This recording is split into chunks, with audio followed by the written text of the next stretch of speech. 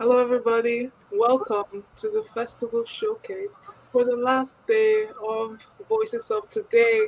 We are so sad, but we got a great lineup to end off the week. But before we start, we of course need to do the land acknowledgement because that is first in every list. So Voices of Today traditionally has taken place in what's commonly known as Toronto, traditionally the Orunwandat, Futon, Odunoshone, and Anishinaabe territories, as well as the Treaty Territory, specifically Dish with One Spoon, One Palm Belt Covenant between the Odunoshone and the Anishinaabe territories, and the Toronto Purchase Treaty 13. As we move online, Voices of Today looks to amplify the voices of the original caretakers of the land across the globe. It is our goal to honor and offer education to everyone on the cover on 10 years of Indigenous culture and history that exists worldwide. We recognize the majority of our current organizers live across Turtle Island, which is what the Learning Lenape and Iroquois people traditionally have called North America. As a festival, we acknowledge that reconciliation takes ongoing efforts from non-Indigenous people. We ask all non-Indigenous attendees to continuously learn about the history of the land and its people, from where they live and occupy, as well to treat the land with respect the best way we know how. I am in Saskatoon, Treaty 6 territories, and I know that I benefit from the treaties that were signed as an immigrant in Canada, and all the freedom and education that I have is because of the treaty signed. That's why the land acknowledgement is really important to me. I'm going to pass it off to my co host, Billy, who will be telling you more information about today. Thank you, peace. Tanse ho'a siti Billy Sui. Hello, everyone. Welcome. My name is Billy. I'm personally situated in Cataraqui, colonially known as Kingston, Ontario. This is the traditional home of the Haudenosaunee and Anishinaabe peoples, and I'm very grateful to be here on this land and near this water. So I'm going to get you a little further acquainted with the event today. First things first, some ground rules is that we don't tolerate hate speech here. Not about it. We love each other and show respect to each other. And a reminder in the theme of showing love is that you can hop onto our Discord server. And during all of the poems that we're playing today, you can like comment in the Discord server, being like, "Wow, snaps! I love this poem." You can even send a GIF, a GIF. I'm not gonna tell you how to pronounce it. I'm just gonna encourage you to use them. Um, or even emojis. My favorite Kachow emoji is definitely available. We've got a little sparkly pride heart. Use them to your little heart's content at this Discord link.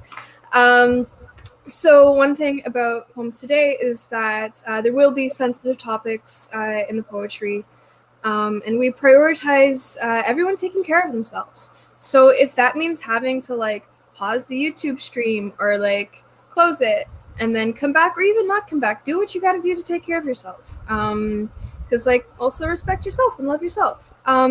We have two active listeners today, and they've introduced themselves in the Discord chat, Cass and Annika, and that should also be pinned in the Discord chat as well, I believe.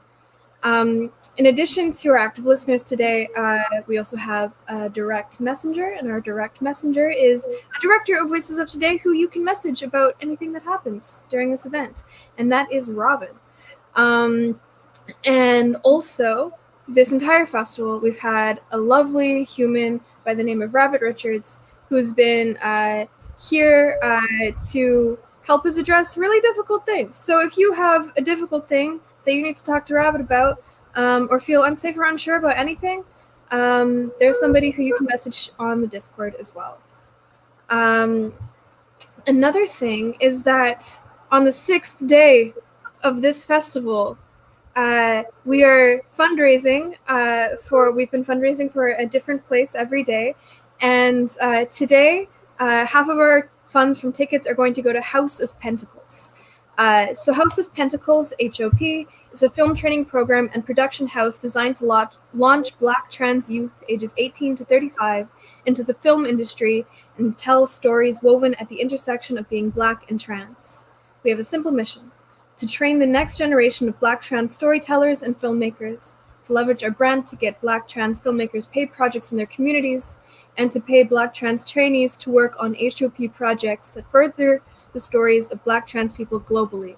So please, please, please, if you have the means, go support House of Pentacles. House of Pentacles.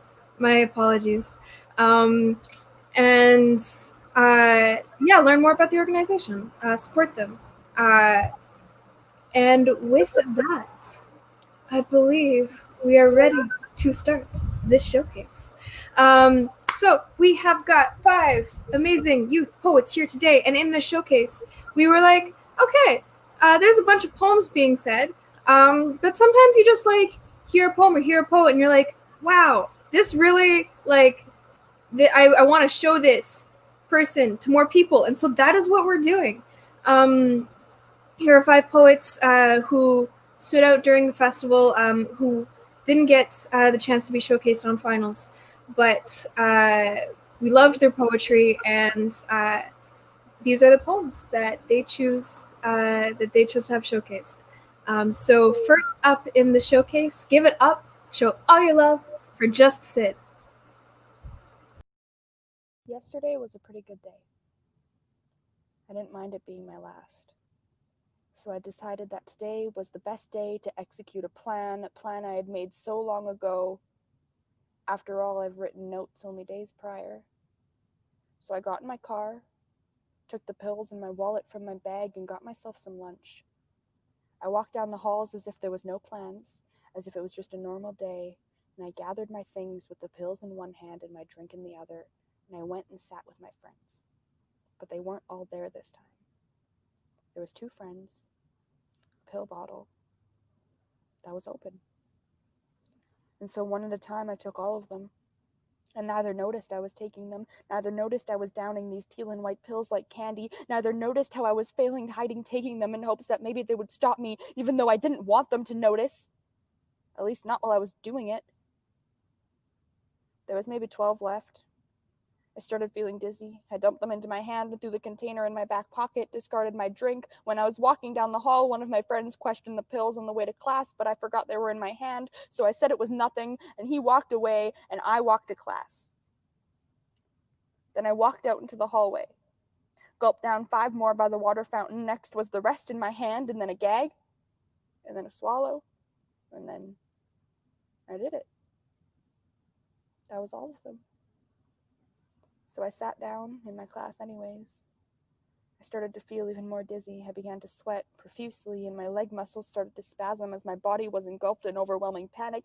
I went to see the nurse, and she asked me to explain what was going on, thinking it was maybe a panic attack that was the issue, but I couldn't manage to get the words out, so I just handed her the empty bottle, and I will never forget the tone in her voice when she asked me how many, and I will never forget when I had to state 37 as she left the room calmly. And as a shiver went down my spine, I began to sob uncontrollably, falling asleep sitting in a bed of my own sweat and tears. The principal walked in on the phone with 911 to let me know that an ambulance was on the way, as she was rubbing my back trying to calm me down. And then they measured my heart. It was missing beats, and they made me drink, this awful drink, water and charcoal to dilute the pills, 255 milliliters of it. It tasted like mud, and all I could do was gag as they wheeled me into an ambulance and they stuck me with needles. I was screaming I didn't want them. They told me if I didn't, then I would die, as if that wasn't my plan in the first place. I don't know what woke me up. I don't know what was in the IV, but I did manage to calm down a bit. And then all I could think about was why I felt like attempting it. Why did I feel regret for telling someone I did it? Why did I tell somebody I did it when I could have just skipped class and fallen asleep in my car to be found at the end of the day? Because all I wanted to do was sleep, and to permanently fall asleep was the only way, because then I knew I wouldn't wake up in the end. And that it would be over. How does something manage to hurt you before it's even started? Before the touch of fingertips, before we've gazed in that of each other's lonely eyes? This is unfamiliar. I have so many questions, so many thoughts spiraling in my head, yet I can't seem to come to a conclusion for why you only sing sweetly to me when you are intoxicated.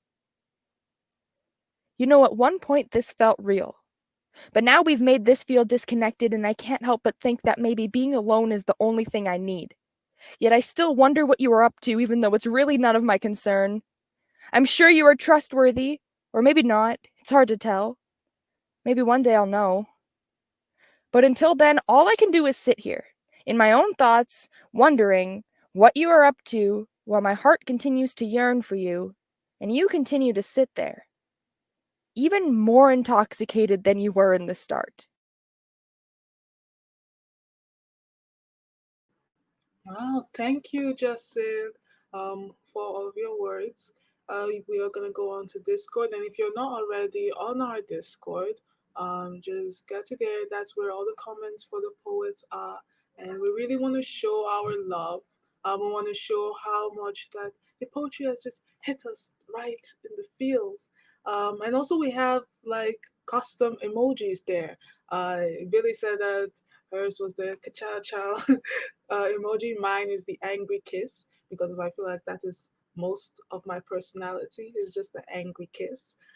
We also got some pride hearts. We got some snaps, and we got this little heart thing that is going on, and it's so cute. We also have some comments. We're like, "Oh wow, the power in your voice," and definitely felt something during this poem. And isn't that what we want? It's just for the poets to feel this. And that's why we have this showcase, because Voices of Today is about showcasing your work, showcasing the power of poetry, and showcasing poems. So tell us how you're feeling on the Discord if you're not already, because of it is great. Also, we wanted to do a reminder about our donation for today. It is House of Pentacles. It's important to me also because of like all of the donations that have been going in Voices of Today is to uplift Black voices, and it's amazing that we're having it here. So thank you everyone that has been donating, has been buying tickets. You can find more information in Voices of Today or our website www.voicesoftoday, or on Instagram or on Facebook in Voices of Today, and you can buy the festival tickets. Just know that you'll be supporting some great donations, and great people to know. So, yeah, if you aren't already, please be there. What else is there? What else is there? Yesterday we had a wonderful showcase and lots of workshops. I actually do want to know, like, what is everybody's favorite workshop to go to? Mine was Charlie Petch. Oh, yeah, mine was Charlie Petch because of the fusion of theater and poetry. And it's amazing, because of like theater and poetry are so similar. And it's great now that in this day and age, we can still, you know, put it all together. So next up, we have Matteo. Give it up. When the blood runs down all of my thighs and mommy says it's dirty for a body to leave a signature, I still love myself. Upon the sight of blood, Baba says women hold too many problems. So my sisters and I conference our grievances over an unladylike lunch and organize a coup of loving ourselves until the men in our lives are forced to find joy in us. At home, I am a woman and a daughter against my better judgment. Sometimes I love myself so much it makes him sick. He gags small and a bloody smile glides across my face. I love myself, and mommy never taught me how, so I show her the steps. It's simple. One hand over your heart and the other over the guilt until you love yourself into an octopus. I love myself into a bow-legged manhood, grown from a fevered womanhood, branched into uncertainty, and I loved myself into that. I love myself when I bled through every barrier and then through the mattress, so I named myself a swimming pool and decided to love that. I love myself so much I made it contagious. Made mommy love herself so much Bubba moved out. Made my sister love herself so much she stayed alive. I love myself so much I ate my whole plate empty, and now I love myself fat more than I loved myself skinny. I love myself so much I make my lovers love themselves. Pour everything I have into them and still drink plenty. I love myself so much I don't need a lover. My love turns my solitude into its own party. I love myself even though I'm not allowed, so sometimes I have to love myself stealthy. I love myself so much I rename anatomy. Boy cheek, boy elbow, them neck, them titties we pretend aren't there. I love myself into an impossible skeleton. I love myself so much that people get mad instead of just joining the party. So I love their mad too. I love myself and I love loving the process of love. Love finding the love in the anatomy of blood. Myself, a repurposed love. I promise myself to love me in a language that only I can understand. So I love myself into a river, into a mansion, into a family that looks like me, an uncursed lineage, a boy full of blood. Give it up for Mateo. Honestly, I am blown away by all of the poetry we have been experiencing at this youth festival. For those of you who did not witness it, I'm just gonna shout out. Mateo wrote a golden shovel in the first bout, I think, but it was their 1 minute poem. And for those of you who don't know, a golden shovel is like a form where the last line of every or the last word of every line, like if you read those words out, it says something like a quote or a line in itself, and that is the crux of what is being dug into in the poem. So I'm going to see what the Discord has to say. We have this poetic voice is so strong. I'm a woman and a daughter against my better judgment. Wow. I named myself a swimming pool and decided to love that. Yes, self-love. Living for this beauty. Wow, wow, wow, wow, wow. I needed this poem about self-love. Renaming the body some hearts. I love myself and I love loving the process of love. Hell yes, yes. Sometimes I love myself so much it makes me sick. Myself, a repurposed love. Wow, that was a poem. Okay, and next up, we have, and I believe this poet at one point introduced themselves to be also in Kingston, so shout out to this little place. Uh, and give all of your love to our next poet on our showcase, Felix.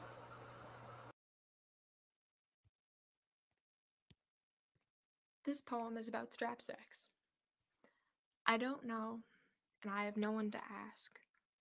I don't know which angel was charged with the task of aligning the stars so sunlight could stream through your window.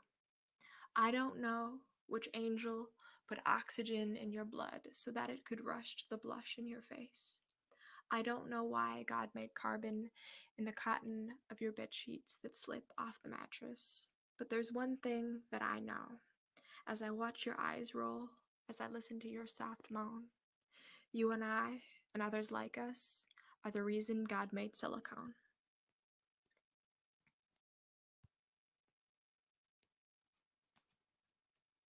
On the ground is a bone-white carton of cigarettes. The wind has eroded the inscription. The hot, wet wind swirls in patterns close to the ground, the mosquitoes whispering in fat, venomous clumps on her skin.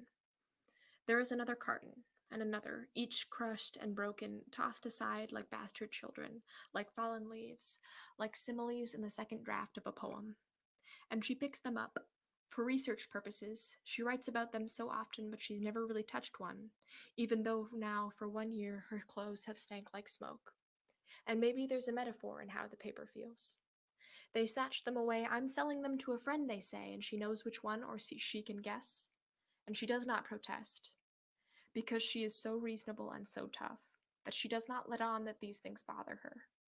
She does not let on that even though she hopes he's happy, she does not really care to learn about how anxious he is about his exams, or how sometimes it's cute when he takes so long to answer a question, or how his new therapist is better than the old one.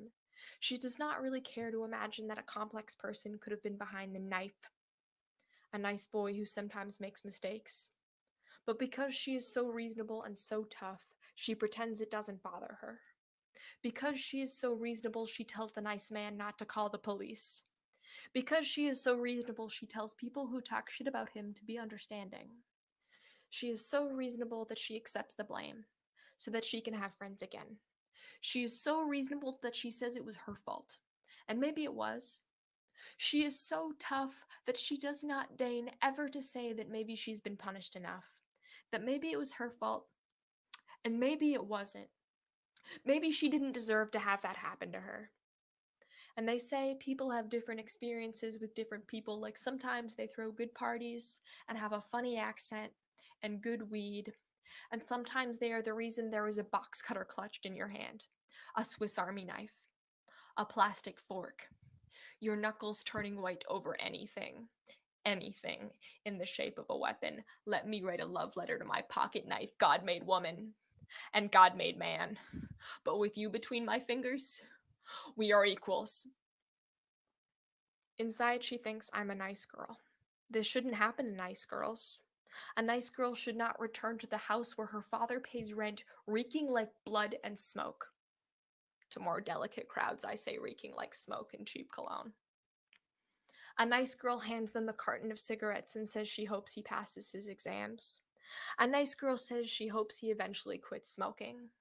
Because she is so reasonable, so tough, and such a nice girl, she nods and smiles when they tell her she's never really been through anything, that she doesn't have real problems like real people do.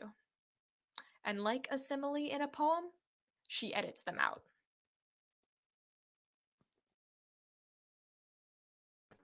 Wow, wow, wow. Thank you so much, Felix. Let's see what's in the comments today. This poem makes my heart smiley and gay. This imagery, so gentle and amazing. Wow. Silicone, the silicone line, delicate making love poems are tender and important, also in intellect, so it's slanted. Your knuckles turning white over anything. Oh, I know that feeling. And this one is really hitting today. Love to this poem and poet. And the simile line, gosh darn. Thank you so much, Felix. Also, people sent in the workshops that they enjoyed, and shout out to the plantain making workshop because in a poetry festival, we all need food. Um, so, next up, we have on the list is Shauna. Town by Shauna. I'm sitting in my leather interior car wearing my Ugg boots sipping on a $6 latte. I'm scrolling through my brand new iPhone.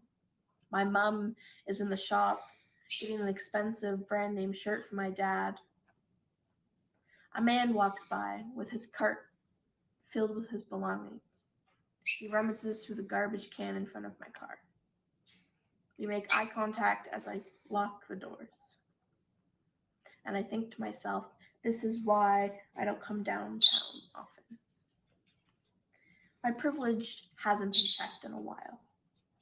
My white middle class privilege, my I go home to food on the table every night privilege, my family or I don't have addiction privilege, my access to private psychiatric treatment privilege. I have a privilege to live a cushy life and not see others who don't. Because everyone knows there's no poverty in the suburbs.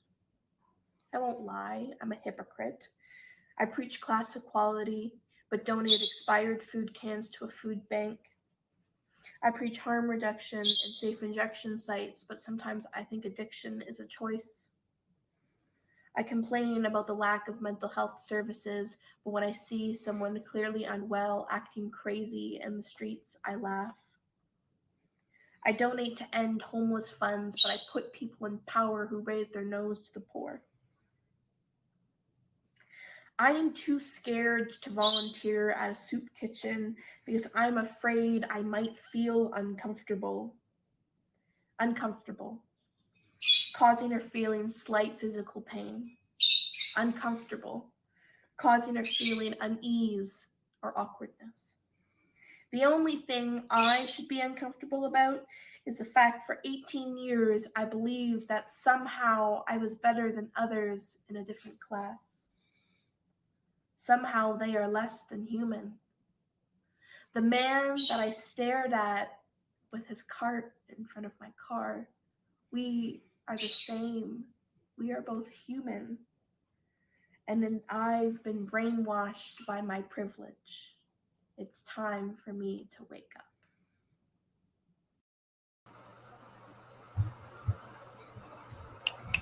Thank you, Shauna.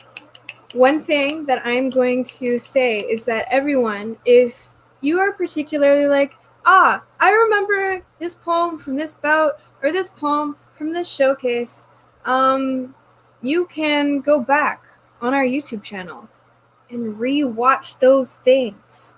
So I definitely, like, if you have the time, you can just drop a little like on this video, or it's probably over there-ish or over here, under one of these fingers. Anyways, let's see what the Discord has to say. We have, yes, this poem is a poem. So important to see ourselves in our privilege, honestly, so we can grow into the people we want to be. Okay, so next up, and this is the final poet of the showcase portion. And then just to give you a little rundown of what's going to happen, we're going to have our Voices of Today elder, Nicole, speak after this poet, and then we're going to go into our feature. But without further ado, I'm going to introduce the next poet. Show all of your love for toxicity. When I was little, they said I was at flight risk. They also said they were exaggerating, but in the end, they were right. I cursed myself out for seeking shelter in bad weather instead of daring the overcast clouds to fight me. I wish I could swallow the tremors sent through my body, push it down my esophagus so it could scream itself to sleep in my stomach acid. If I were a Navy SEAL, I would beat the shit out of every sky that made me feel this way. If I weren't such an open book, I would laugh hysterically so I could forget I'm capable of crying ugly. I could raise a fingertip along the cut on my cheekbone like playing the lead in a war movie. I hate how my body seizes to the rhythm of every tectonic shifting. I prepare my body like architectural reconstruction, spending hours, days, renovating, digging metal rods into the ground so I can gather the lightning from storms. But earthquakes are not storms, and there is nothing less funny than letting your oldest fears get to you.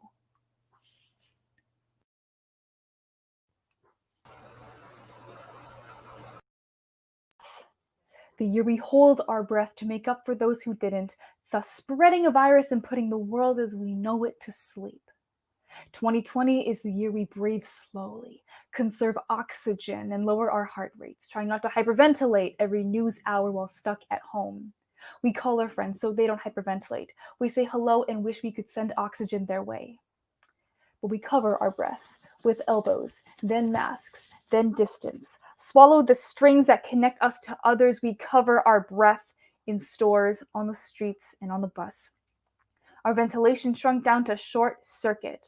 We taste our own breath in hibernation, and it just keeps going and going and going and going and going and going and going. While we're existing day to day, this underwater current in hibernation gets mistaken for suffocation. And yet some people ignore the calls of a man whose breath is taken from him forever, this time from a deadlier virus. Still, they rip off their masks, demand their old lives back, take to the streets where he'll never walk again, snake their way through riots and rallies and over corporate business, shattered glass and lives lost to tear gas. They say, we demand haircuts. We demand restaurants with cute waitresses.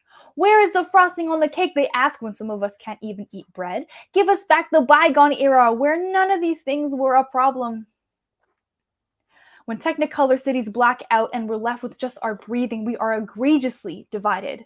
We are divided and still manage to poison the same air. The mask may cover the mouth, but not the words that curse the so-called freedoms of the so-called fatherland. Dystopias are fascinating only when they're on Netflix. Seems we've run out of shows to watch if it's all becoming real life now, because if this isn't the year of the breath, it's the year of the death. First world countries and two big red buttons, we can't afford to just stare and sweat like time isn't also a threat. Will we ever learn how precious breath is? To respect the rest by protecting protecting our breath, take to the streets to fight power who won't respect one's breath because that knee on that man's neck cut off his breath and summoned the year of the death. Why is breath a worldwide waiting list, ranks determined by privilege cards? We were so focused on having air to breathe for ourselves, we didn't notice the CO2 rising. In hibernation, we strangled ourselves into suffocation, and no ventilator can revive our humanity. May we remember behind picket fences, homes in which to rip off our masks, that even if we don't believe in eugenics, we must believe in taking our virtue forward and letting our poison die.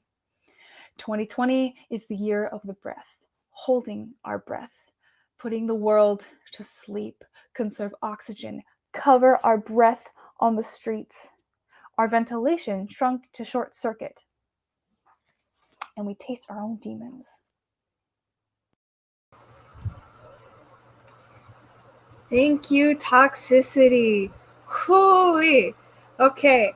In the Discord, we have I adore this poet. We have conserve oxygen and lower our heart rates. That dystopia line. Yeah, hooey, dystopia. I think I see some typing going on, but 2020 is the year of the breath. Give it up for all of the poets in the showcase that we have today. Give it up for all of the poets that we've had throughout this festival. It's been an absolute honor holding this space for all of you. Thank you for sharing your words with us. And thank you for taking the time to put all of this art onto a recording and send it to this festival. And please keep writing, keep performing, whether it's for you or for anyone else. Just do what feels good for you. Anyways, I don't want to feel too preachy, but I just encourage people to keep doing the poetry thing if that's what feels good to them. Anyways, okay, that's enough for me. Next up, I'm going to be introducing the elder for Voices of Today 2020, Nicole Tangwe. So Nicole has been around for the entire festival for Indigenous youth to reach out to should they want to speak to an Indigenous elder. I know personally, for context, I'm Dene Cree, and sometimes that's really important because you might want to talk to an active listener about something, but the active listener doesn't really get where you're coming from a colonial context, and it can be really lovely just to have access to that healing. So very grateful for Nicole, and Nicole also gave an opening prayer for Voices of Today during the orientation, and now Nicole will be giving us a closing as well. So Nicole Tangwe is of Cree heritage. Her indigenous name is Bidoske, which means light comes through. Nicole is from the Sturgeon clan and is two-spirited. Nicole is a poet, playwright, and musician. She is also an advocate and social service worker. So, again, Messi Cho, hi Nicole. Hi, how you guys? How's it going? I was actually laying on my couch going, what time is this thing on? And then I checked my email and went, ah! So apologies if I'm a little late in getting going. I've had a very busy week. I'm still working. But anyways, so I think I'll just start. So I just want to acknowledge that we are on the territory of the dish with one spoon. And I'm just going to read out this little blurb that I found that was actually really good. And then I'll do a prayer and proper opening or proper closing, sorry. So it refers to the development by the indigenous people of the Great Lakes region and northeastern North America. It goes all the way from Lake Ontario up to the border of Quebec. It was used to describe, well, it's still used to describe how the land should be shared in mutual benefits for everyone. So meaning that we all understand that giving, as opposed to always taking, is really forefront on this territory, and I hope that you got that sense when you've been here.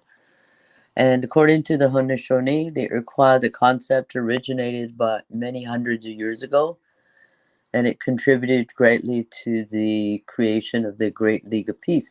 And I did find out that I did some research, and it was signed in 1701. So it has been here for a long time. And I want to give thanks to the Great League of Peace, the Iroquois Confederacy, which was the Seneca, the Cayuga, the Oneida, the Onondaga, the Mohawk nations, the Anishinaabe, the Ojibwe, Odawa, Potawatomi, Mississauga, Saulteaux, and the Algonquin nations also resided in this territory. And I just want to say ho ho hi hi miigwech, for allowing us to be on their territory at this time, and to show our gratitude by giving thanks for all that is here. So I want to give thanks to Grandmother Moon, Grandfather Sun, Father Sky, and Mother Earth, for all the gifts that give to us every day. We're greeted with the sun every morning that gives life, and it gives us hope, for a new day and a new beginning. I give thanks for Grandmother Moon, who, is so beautiful up in the sky, and we just saw her being full, and she controls the waters, and which is, controls us because we're mostly water. I want to give thanks to the star world and the star people, and give thanks to our ancestors and our spirit helpers and our spirit guides and those who have come before us. I want to give thanks to the trees for giving us breath, and all the winds that come, the north, the east, the south, the west, the northeast, the north south, the northwest, and the southeast. And all those that bring messages. They bring us not only weather, but they also bring messages. I want to give thanks also for the four-legged, the swimmers, the crawlers, the flyers, the birds, for they come and they help us survive. And they also bring messages of teachings. The trees, they teach us how to stand tall and be able to blow in the wind and hold that space, and always being able to bend, in how we live our lives and not be so rigid. I want to give thanks for the grasses, for those are the ones who are hold our feet in prayer and help us walk in a good way. I want to give thanks for all of creation, for without creation we ourselves would not be here. I also want to give thanks for the waters. We are mostly water, and we're all born out of water, and water sustains us and sustains a whole life. And water is one of those elements that gives unconditionally, whereas most give also unconditionally. And I want to thank for all of the gifts from Mother Earth, from all the food and the vegetables and the fruit and all the animals that we, if we're meat eaters, that we sustain ourselves. And I want to give thanks to all the nations that are here now. Each nation, whether you're from Europe, from the Middle East, from Africa, from Asia, from around the world, we all have gifts and teachings to give each other. So I want to give thanks for all that. I also want to give thanks for the youth. For the youth are the ones who give us hope and see that there is a new beginning and a new world that can be developed. And it's through the hope of the youth that that'll come about. I also want to give thanks for the elders, for their wisdoms, for their knowledge, for their understanding, and for their love. I want to give thanks for just everyone who has come to this gathering and shared your words and your knowledge. I was hearing some pretty awesome, pretty strong words that, help us in the everyday life as writers and as poets. We're the ones that are the seers. We see in the future, we see now, and we give words to those visions. For without those visions, we wouldn't have the same knowledge base as we have now. So I just want to give thanks to everyone who participated. I know that it's a struggle. It's hard to show your work and to express your views in your words, but it's a really awesome gift and it's a medicine. And I acknowledge that everyone's words, whether you made it into the finals or not, your words are medicine. They're medicine for me. They're medicine for your nations. They're medicine for, especially during this time, they're medicines to give hope and to continue on this path. So I just want to say Jimakwach to everybody. Hi. Spadaske, Disneycast, Nemitodum, and they send out lots of powerful words and love to everyone. Hi. Hi, Hannah, Mexico. Thank you again just for your words and for all of your support during this festival. Oh, apparently my audio is a little fuzzy. I'm going to turn off my fan one hot second. I'm back. Okay. So, again, just thank you, hi, Mexico, Nicole. It means a lot to, so fuzzy. Oh, man. Okay. Something? No, I haven't changed anything about actually. Let me one second. Um,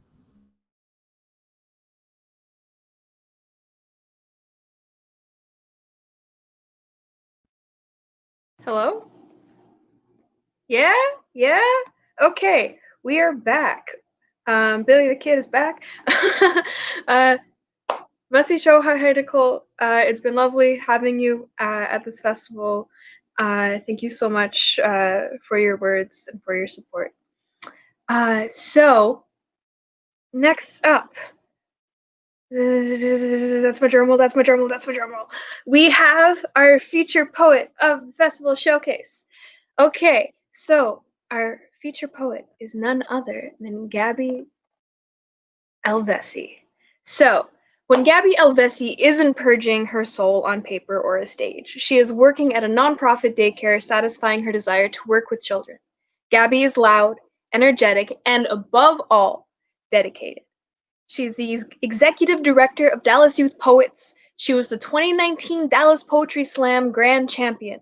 And you can find Gabby on social media at gabby.elvessie and on Facebook as Gabby Elvessie. And we can put those in the Discord so all you have access to that. Oh, ooh, look at this little. I love this little bar here. So yeah, follow Gabby on social media, and you will surely want to after this feature. So show all of your love to our feature, Gabby Elvessie.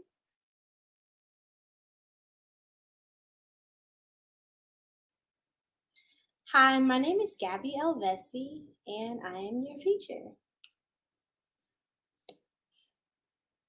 Back home, when shit gets too real, we don't run. We don't raise fists and rally. There's nowhere to go. We hide. We, young liberals, have conservative schools and bigot parents, take body shots from racism, but still manage to come out a living. In my South, no protest will be held for us. We know the stench, sting, and burn of white sheets over whiter faces in the ring of Uncle Tom's consent long before national news got to it.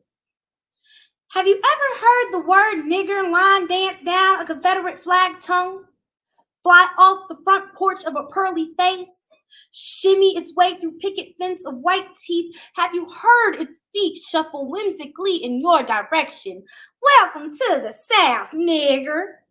It's that Southern comfort, that Southern hospitality, that sweet tea with a side of misogyny, because everything sounds sweeter with a country accent. Breaking news. America has discovered that racism still exists in the 21st century. Breaking news. Hitler's movement never ended. Breaking news. Confederates are still trying to gentrify us from a country we built for them, the country we bled for them, the country we bit back and broke bones to make them feel bigger. Breaking news.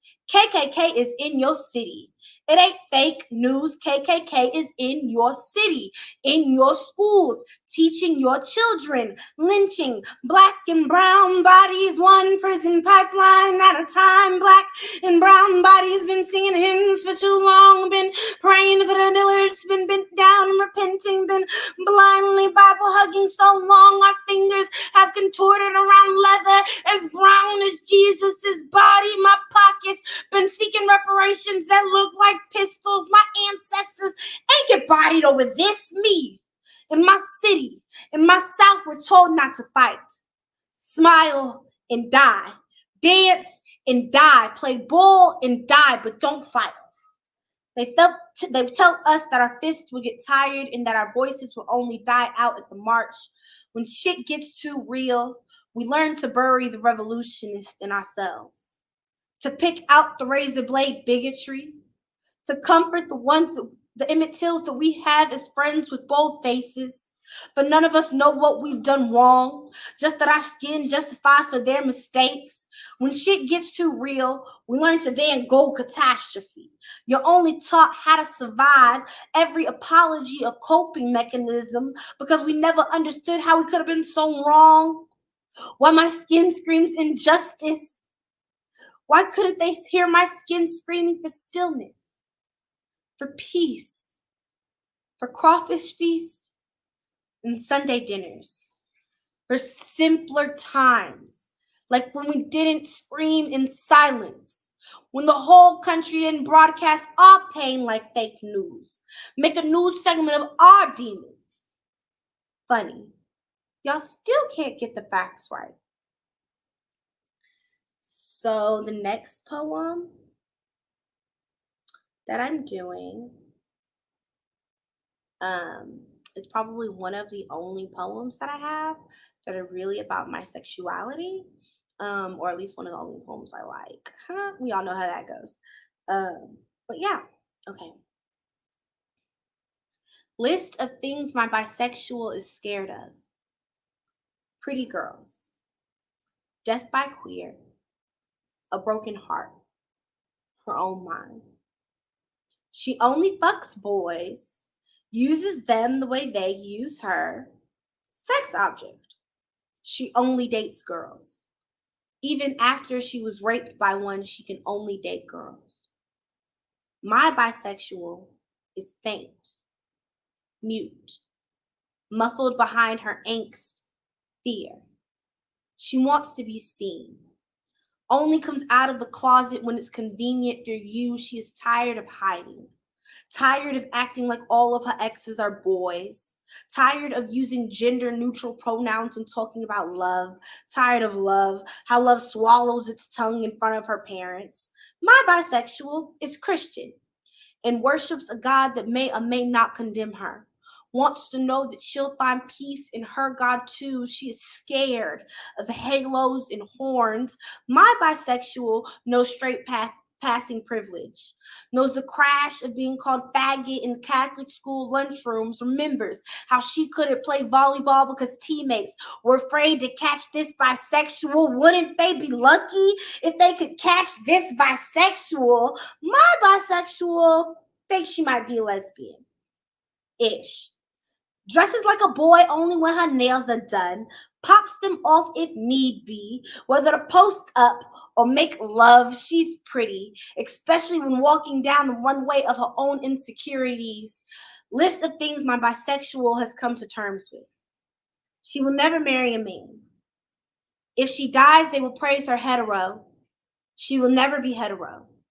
Will always be scared of dying. Will always be scared of pretty girls and broken hearts. My bisexual is booming so loud no one can hear her calling for help.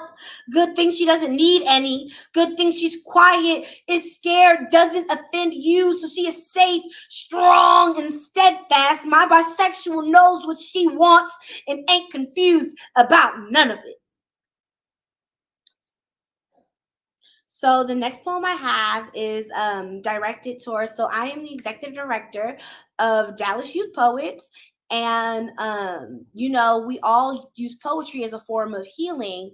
And this was kind of my perspective and my take on using writing and poetry as an aspect of healing through our traumas. So here you go. My kids ask me, how do I heal? They come to me, hands torn, hearts shattered, pens ready to suture their scars. I explain, healing starts on the page, moves to the stage, and ends with yourself. I'm still learning to grasp that concept. See how I turn my demons powder so I can swallow them wholly. Trauma hurts less in a metaphor. Sickness doesn't sting in a simile. Slicing my palms to bleed onto paper makes my story more tangible. Spitting on a stage can make the grief stop. See me, still spitting poems, hurt, tired, pissed, angry, worthless, lost, invisible, still birthing movements to be excluded out of them, breaching my body for people who never deserved the taste of my blood on their skin, searching for serenity in the static of the microphones. I cannot teach my children to heal when I am so quick to pick my scabs. You can only reword scab before it turns scar, and the spotlight ain't skin cream. Can't aloe vera away my history like justice can occur in a coffee shop or a bookstore or a nightclub. Like an audience can validate my experience, restore the last parts of me that are no longer poet and still human. So when my kids ask me how they can heal, I tell them to write. Like you've been mute too long and it's time for them to hear you. Like ink is the only thing keeping your veins flowing. Like it's the last thing you're leaving this world, because wars are only won with armies, and then drafts be your soldier. Spill all of yourself into a piece, knowing you have nothing left. Find contentment in that. To know that a poem can't mend your mind, can't stop the tears from flooding, so bottle that shit. Sell it on Amazon. It must be gold the way they're tripping over this. Scream with a heavy heart and cloudy mind. Screaming stops the thinking, and if we cannot hear our own thoughts, they cannot make us miserable. Healing is a masochist game. It's breaking yourself over and over and over again so that this time your foundation will sit right. Throwing rocks at your tranquility for a good performance, then finding solace in the cut crimson stain laid on your fingertips. It's gaslighting all of the acrimony boiling in the back of my larynx, spitting out the acid to smile. It's emptying the vessel that is you and showing them how you can grow. It's fighting until you black out and your fists are swinging on their own. It's losing, looking at all of the destruction, soaking in the stench of the turmoil, showing the world your scars, unafraid of opening them again. So that was that.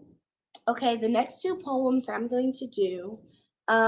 So I have a hair braiding poem.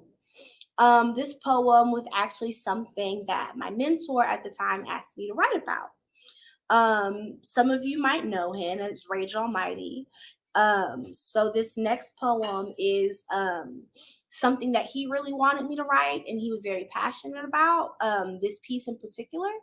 And then the next poem is kind of me dealing with my grief after his passing in last October. So I'm just going to do those pieces back to back. So here you go.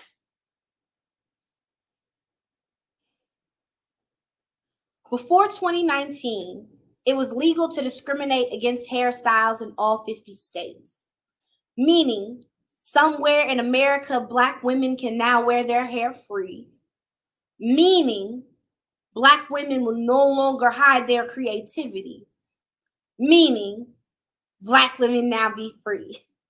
Freer than my edges after a late night party, edge control sweat out, baby hairs reaching for the stars. And I can see how that's scary. Black folk coming to say oh and all. Black folk loving themselves and all.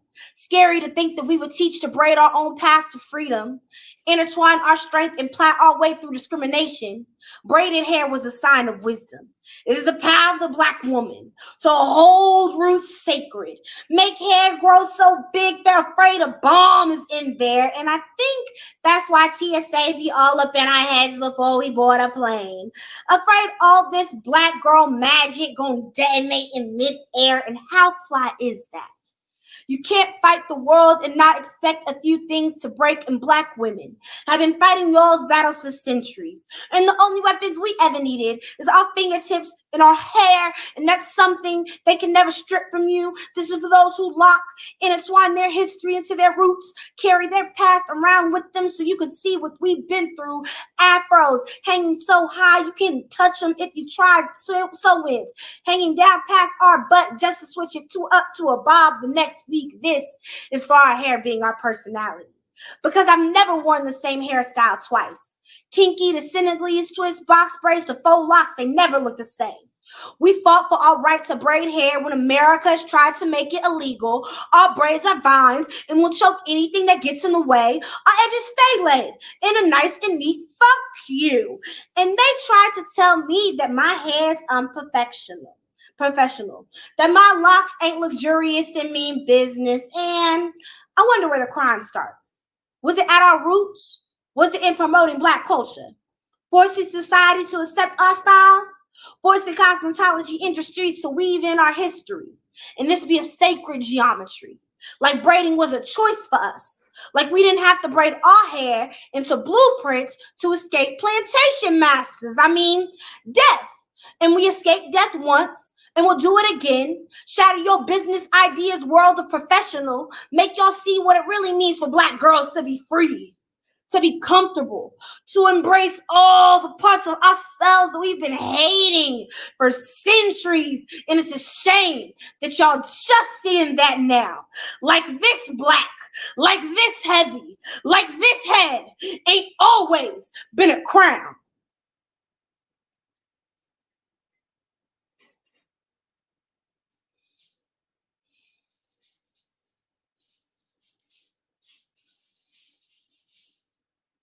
The world does not lower its flag for fallen poets. Instead, it recites our work in honor of our oppressors. A poet is most famous the day after they die. It is then the world turns to our work and sees greatness. It is then when our lives are deemed valuable. Plaster our names on posters and looks at all the potential we could have been. When a poet dies, the world never grieves. When a poet passes, their community could give a rat's ass about the poet's work. Their community remembers all the things that came with that. Us poets just want to hear their laugh, to see their smile, remembers all the soiled sins sown into their performance, how we celebrated afterwards, picked up all of the pieces of our broken and called it art. We remember all of the stories behind the art. Poems are just cries for help we masquerade to make easier. All of our secrets are told between these lines. Poets call it a coping mechanism. Therapists call it minimalizing. Society calls it creative license and acts surprised when the catastrophe comes. The best way to keep a secret is to tell it on the stage. The poets will be caught up in the empathy of it all. What happens when a poet cries wolf one too many times? gets more comfortable telling the audience their trauma instead of a doctor. Trafficking more tragedy than resolution. Poets never stop screaming for help. The audience just stops listening. Their community gets tired of hearing the same sad song. But poets die on hills we want to commemorate while they're gone, rather than combat while they're still living. Find compassion in supporting a cadaver of what the poet used to be, but wouldn't dare step foot in the same destruction that brought them down. When I die, seal all my poems in a vault and make them confidential. If you didn't catch me then, you'll catch me a second time in hell, where all the poets congregate. Record my voice telling my kids it's okay, even when it's not. So it's like I'm sitting with them right there. When I die, turn my ashes into ink and show them the true worth of this body. And when they try to maneuver it into something more, stop them. Remind them that I came into this world born a being and left a poet. The world does not take a moment of silence for poets who have moved on to the next life. So tell me, when the poet that passes is one we call our own, does YouTube serve justice as a burial site? Okay, here's my last poem. I'm not going to explain too much on this one. This is something I wrote a couple years back, and I think it's important to remind us to hold each other, especially the poetry community, to the same standards that we hold civilians, what I like to call them, non-poets. We get angry when celebrities and people do wrong things, and as poets we speak out on those things, but it is often that we actually hold poets accountable for themselves, and that's pretty much what this next thing is about. So yeah.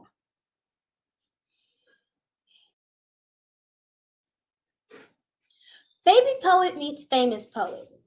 Baby poet stares in awe. Famous poet takes baby poet out for a test drive, wonders what adventures they could bring out of someone so young and free. Famous poet quickly turns into abusive poet, tells her she's worthy of the stage, that her story isn't unique enough to tell, that she should be quiet, that the judges were only being nice, that her poems ain't shit anyway. Baby poet believes them. And ain't that like surviving a poetry slam? To beat your rapist just to prove you're over being raped. And they say that baby poet shouldn't let it affect her career, that she should belly the burden of seeing them everywhere, that she should embrace the pain of seeing them in her YouTube recommendations. And every time I hear famous poets spit a poem, I want to give them a 0 out of 10, because sometimes it's hard to separate the person from the poem.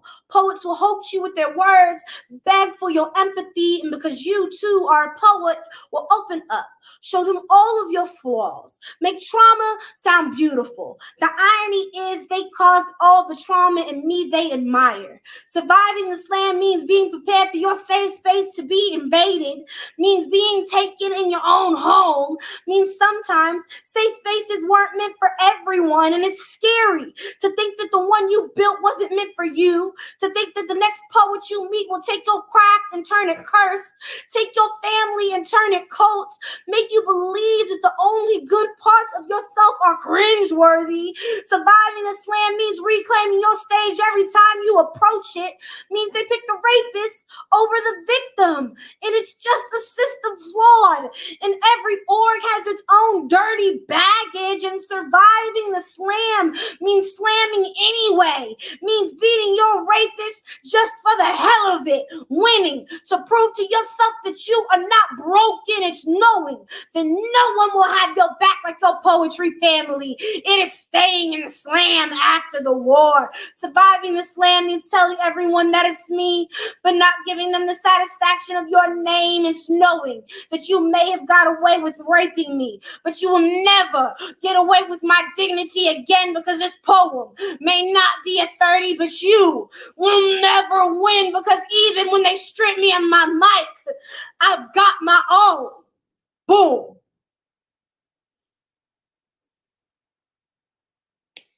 So that is the end. Thank you guys very much for having me. I appreciate it all. Thank you. Thank you so much, Gabby, for that wonderful feature. Oh my gosh, the Discord is just like bursting out with everybody just sending snaps, sending their love, sending quotes that just make their heart screams. And like I just the I'm just gonna read it. I'll just read the comments. Some people are saying means reclaiming your stage every time you approach it. Wow. Does YouTube serve justice as a burial site? Wow, wow, wow, wow, wow. Um, who told her to go off like this? Can we talk about the raspiness in Gabby's voice? Um, you will never get away with your dignity again. Hell yeah, hell yeah, hell yeah. What a way to end. As a black queer bitch, I am saying thank you, mother. Thank you so much, Gabby. So we have come to the end of this festival showcase. Thank you so much for everybody that has tuned in. We want to say that if you want to go and get more tickets for the next show that will be happening soon, you can go to Voices of Today festival tickets, Poetic Justice. It's happening at 6 p.m. EST, 3 p.m. PST, and 4 p.m. CST, and that's in Saskatchewan.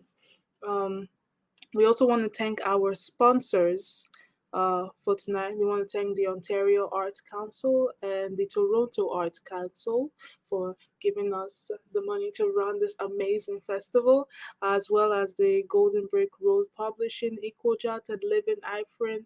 Please go on the channel and just thank them so much because of this festival. This whole week has just been jam packed with amazing things, and it's all thanks to them. Um, Also talking about people to thank, let's thank our volunteers for tonight. There's been amazing people that have been working behind the scenes and getting everything done. We want to thank our access person, Ezra, our venue captain, Chuck, our active listeners, Kaz and Annika, our StreamYard tech, Kai, our StreamYard video streamer, Noah, and our live stream watch, Roseanne. Want to thank Nicole for coming in and speaking to us. It was incredibly important, and thank you so much for that. Let's see. Oh, and we also want to just plug in our donation for today, which is House of Pentacles. So if you're coming to the show, feel free to donate to the amazing donation. So that's House of Pentacles. I think that's it. Also, I want to thank our co-host, Billy. Thank you so much for being here. And yeah, is there? Thank you, Peace. Yeah, Just gonna thank the rest of the volunteers we had for tonight. Our venue captain, Zane, our access person, Xander, our active listeners, Cass and Annika, our StreamYard tech, Kay, our StreamYard video streamer, Noah, our live stream watch, Oshin, and our direct messenger, Robin. And thank you so much again, Peace. So much love to you. I've been Billy. just See you soon, everyone.